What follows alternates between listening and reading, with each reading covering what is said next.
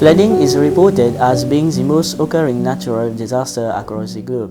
The flooding has devastated the agricultural livelihoods, inflicting economic losses from household to national levels.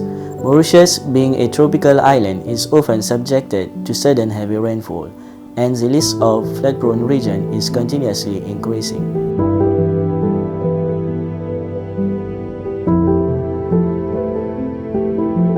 Quand on est à la casa là, régulièrement, il y a une inondation.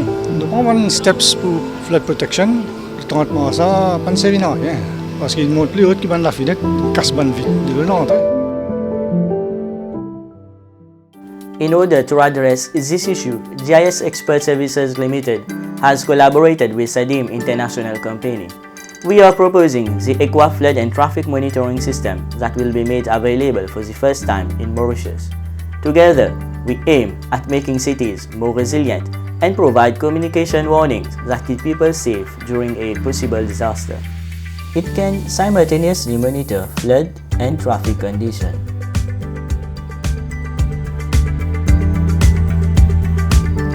The Equa flood and traffic monitoring system, upon installation at any flood-prone region, will generate an alert in terms of SMS, email, or GIS notification on a map. And whenever an increase in water level is detected, adequate measures can be taken by emergency and evacuation team. Besides, the Equa flood and traffic monitoring system reduces loss of lives and property by 30%, which contributes enormously to the Sendai framework priorities, since it is viewed as an efficient disaster tool to help in managing, mitigating, and preparing a region for the flooding event.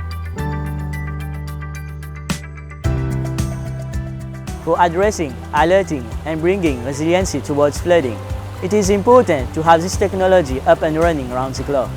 The sensor would provide real-time data about water level height and traffic condition, which can be monitored on a live system. The sensor possesses the capacity of recording data regardless of time and weather condition.